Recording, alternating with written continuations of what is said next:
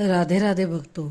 आज मैं आपको अथ पोष शुक्ला एकादशी व्रत कथा सुनाने जा रही हूँ। इस एकादशी का नाम पुत्रदा एकादशी है।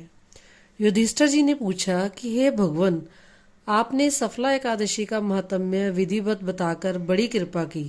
अब कृपा करके यह बतलाइए कि पोष शुक्ला एकादशी का क्या नाम है, उसकी विधि क्या है और इसमें कौन से देवता की पूजा की जाती है। श्री कृष्ण बोले, हे राजन, इस एकादशी का नाम पुत्रदा एकादशी है। इसमें भी नारायण भगवान की पूजा की जाती है। इस चर और अचर संसार में पुत्रदा एकादशी के व्रत के समान कोई और दूसरा व्रत नहीं है। इसके पुण्य से मनुष्य तपस्वी, विद्वान, लक्ष्मीवान होता है। इसकी मैं एक कथा कहता हूँ, सो तुम ध्यान पूर्वक सुनो। भद्रावती नामक नगरी में सुकेतु नाम का एक राजा राज्य करता था। उसके कोई पुत्र नहीं था।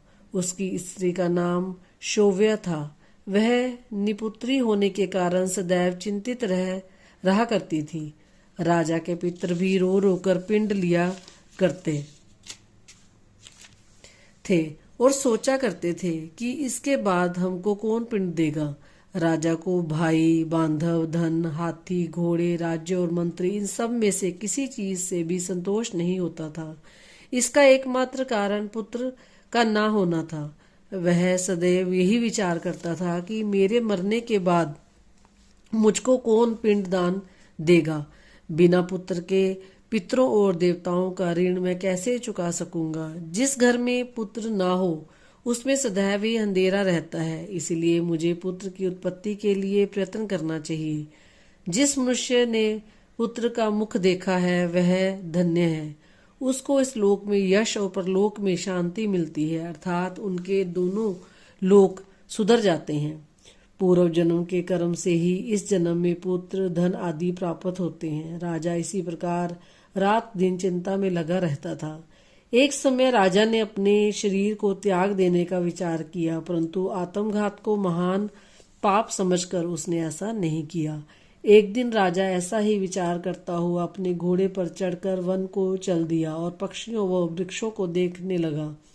उसने देखा कि वन में मृग, व्याघ्र, सुअर, सिंह, बंदर, सर्प आदि सब भ्रमण कर रहे हैं। हाथी अपने बच्चों और हथनियों के बीच में घूम रहा है। इस वन में कहीं तो गीदड़ अपने कर्कश स्वर में बोल रहे हैं, कहीं उल्लू ध्वनि कर रहे हैं। वन के दृश्यों को देखकर राजा सोच विचार में लग गया। इसी प्रकार उसको 2 पहर बीत गए।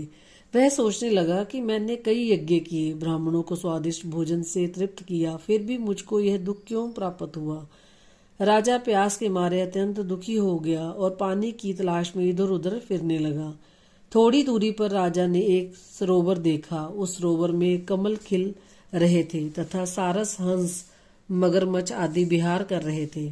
उस सरोवर के चारों तरफ मुनियों के आश्रम बने हुए थे। उस समय राजा के दाहिने अंग फड़कने लगे। राजा शुभ शकुन समझकर घोड़े से उतरकर मुनियों को दंडवत करके उनके सामने बैठ गया। राजा को देखकर मुनियों ने कहा कि हे राजन, हम तुमसे अत्यंत प्रसन्न हैं। तुम्हारी क्या इच्छा है सो कहो। राजा ने उनसे पूछा कि महाराज, आप कौन हैं और किस लिए यहाँ आए हैं, सो कहिए।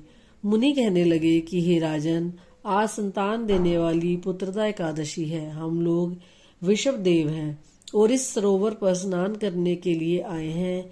इस पर राजा कहने लगा कि महाराज, मेरे तो कोई संतान नहीं है। यदि आप मुझ पर प्रसन्न हैं तो एक पुत्र का वरदान दीजिए। मुनि बोले कि हे राजन, आज पुत्रदा एकादशी है, आप अवश्य ही इसका व्रत करें। भगवान की कृपा से अवश्य ही आपके घर पुत्र होगा। मुनि के वचनों के अनुसार राजा ने उस दिन एकादशी का व्रत किया और द्वादशी को उसका पारण किया। इसके पश्चात मुनियों को प्रणाम करके राजा अपने महल में वापस आ गया। कुछ समय के बाद रानी ने गर्भ धारण किया और 9 महीने के पश्चात उनके एक पुत्र हुआ। वह राजकुमार अत्यंत शूरवीर, धनवान, यशस्वी और प्रजापालक हुआ। श्री कृष्ण भगवान बोले कि हे राजन, पुत्र की प्राप्ति के लिए पुत्रदा एकादशी का व्रत करना चाहिए। जो मनुष्य इस महात्म्य को पढ़ता या सुनता है उसको अंत में स्वर्ग की प्राप्ति होती है। बोलो श्री विष्णु भगवान की जय, श्री लक्ष्मी नारायण भगवान की जय। राधे राधे।